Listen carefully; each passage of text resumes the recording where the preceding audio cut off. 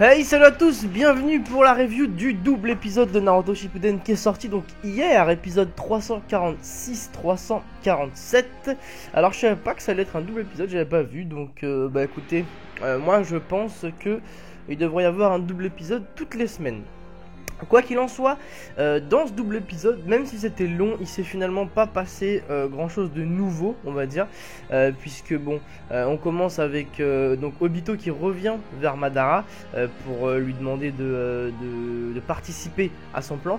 Alors c'est là que je me dis, à ce moment-là, que les scans c'est sympa de les voir et de la regarder et tout, mais il ne faut vraiment pas se passer des épisodes, parce qu'en épisode je trouve ça vraiment 10 fois mieux. Il y en a qui aiment pas les épisodes, j'ai connu pas mal de gens qui aimaient pas l'animé, qui préféraient uniquement les scans. Moi je comprends pas, parce que les scans, le moment où Obito revient vers Madara, je l'avais bien compris en scan, mais il n'y a pas à chier avec la musique, avec les voix, avec tout ça. En épisode, c'est beaucoup mieux. Donc vraiment, je pourrais pas me passer des épisodes. Quoi qu'il en soit, on voit que Obito donc crée un espèce de pacte avec Madara. Donc on connaît bien évidemment l'issue de ce pacte, puisque là c'est ni plus ni moins qu'un flashback. Et Obito, enfin on va l'appeler Tobi maintenant, Tobi se rend auprès de l'Akatsuki. Donc l'Akatsuki qui est composé, ça on le sait, tout ça on le sait depuis longtemps en fait, mais c'est un flashback plutôt intéressant, qui est constitué donc de Yahiko, Nagato, Konan.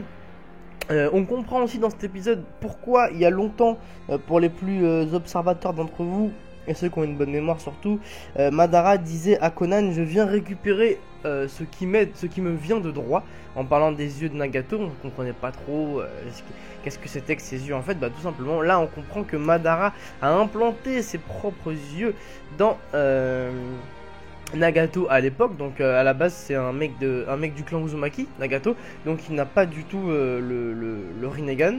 Normalement il doit avoir des yeux normaux pardon, je suppose. Et alors que là effectivement on le voit avec un Rinnegan. Donc l'explication est là. On voit donc c'est lui, hein, le boss de l'Akatsuki à l'époque. Donc du moins c'est pas justement Nagato, c'est Yahiko, qui est un personnage que j'apprécie beaucoup d'ailleurs. J'aime beaucoup le Suiton déjà, forcément je l'aime bien. Et je le trouve sympa, il est marrant, en même temps il est fort, il utilise le Suiton. Franchement je trouve ce personnage vraiment intéressant. J'espère qu'on pourra le jouer dans un Naruto Storm proche, j'espère.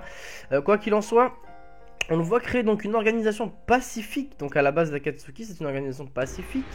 Il arrive à amasser plusieurs groupes de personnes, hein. Du coup ça fait de lui une grosse organisation. Et alors dans cet épisode on voit un petit peu que Danzo est vraiment derrière toutes ces... Il me fait un peu penser à Orochimaru, c'est-à-dire que tout ce qui se passe a plus ou moins été causé par lui, mais toujours dans le feutré, dans la discrétion. Donc là, en l'occurrence, Danzo a monté justement Hanzo contre l'Akatsuki. Pourtant, Hanzo a exactement les mêmes buts, il protège le village de la pluie, donc comme Nagato, Yahiko, enfin comme l'Akatsuki tout simplement.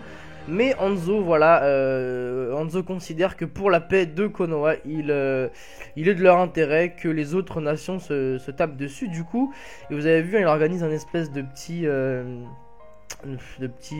embuscade, on va dire, et ce qui fait que à la fin de l'épisode on voit Hanzo assez énervé qui va vers l'Akatsuki. Donc bien évidemment dans la preview on voit ce qui se passera, on voit donc des scènes qu'on a déjà vues il y a bien longtemps, la scène donc justement où malheureusement Yahiko perd la vie, et donc l'Akatsuki se bat contre Hanzo la salamandre, alors que pourtant ils sont dans le même camp. Mais bon, à cause de Danzo, hein, ça s'est pas tout à fait passé comme prévu.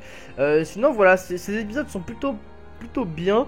C'est des flashbacks, donc les flashbacks c'est toujours relou, mais je l'ai déjà répété plusieurs fois, lorsque c'est des flashbacks où on voit des choses qu'on n'a jamais vues, où on apprend des choses, je trouve ça toujours intéressant. Donc là en l'occurrence il s'est pas passé des masses de choses. On voit Obito, donc comme je l'ai dit, qui rejoint le camp de Madara. Il a été d'ailleurs essayé de débaucher l'Akatsuki. On voit ça, on voit donc un peu de passé de notre petit trio Yahiko, Konan, Nagato.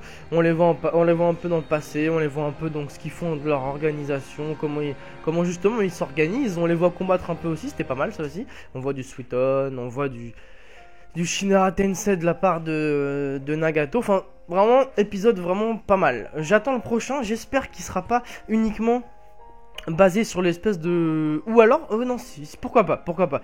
J'allais dire, j'espère qu'il sera pas basé sur juste l'Akatsuki vs Hanzo. Mais quand j'y pense, on a vu que 10 secondes à peu près du combat. Donc pourquoi pas un épisode où on voit bien le combat en entier. Pourquoi pas, franchement pourquoi pas. En tout cas voilà, bon épisode. J'attends le prochain avec impatience.